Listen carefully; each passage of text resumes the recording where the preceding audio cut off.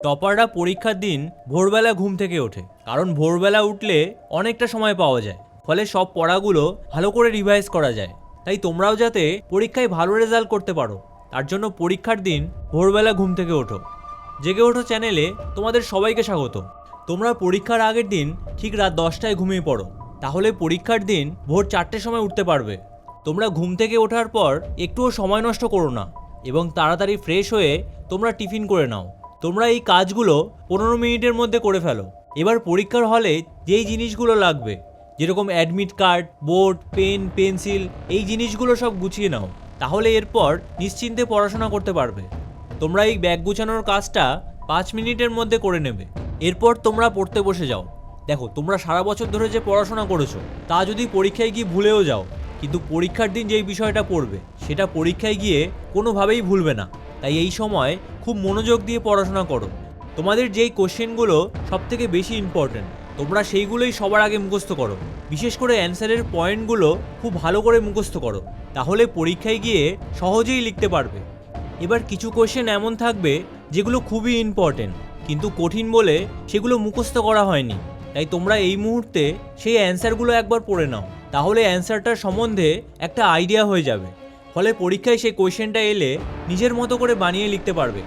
তোমরা এই সময় ভুলেও টেনশন করবে না, নাহলে জানা অ্যান্সারও দেখবে মনে করতে পারবে না। তাই একদম ঠান্ডা মাথায় সব পড়াগুলো মুখস্থ করো। তোমাদের কাছে এই মুহূর্তে যতটা সময় আছে, ধরো 1 ঘন্টাই আছে, তোমরা সেই সময়টাকেই দুভাগে ভাগ করো। তাহলে প্রথম অর্ধেক সময় পুরোটা একবার রিভাইজ করে নাও, আর দ্বিতীয় অর্ধেক সময় শুধু ইম্পর্টেন্ট অ্যান্সারগুলো রিভাইজ করো। যেহেতু খুব কম সময়ের মধ্যে পুরো বই রিভিশন করতে হবে, তাই কোনো অ্যান্সারই ধরে ধরে পড়তে হবে না।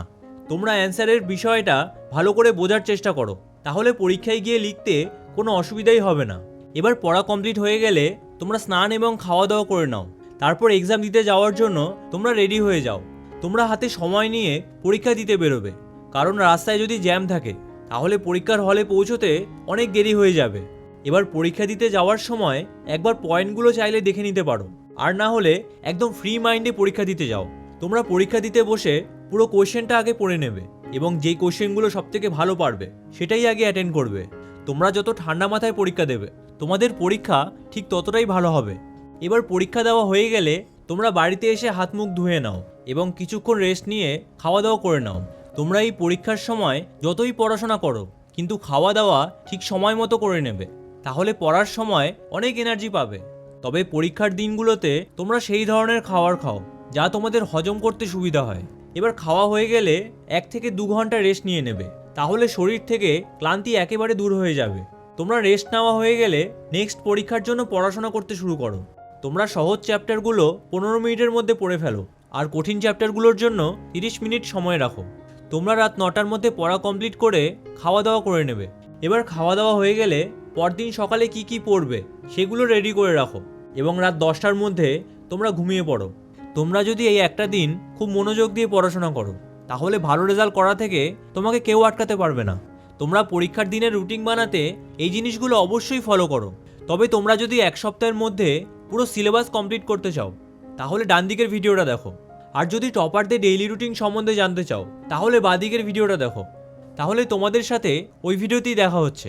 ভিডিওটা ভালো লাগলে চ্যানেলটা অবশ্যই সাবস্ক্রাইব করো।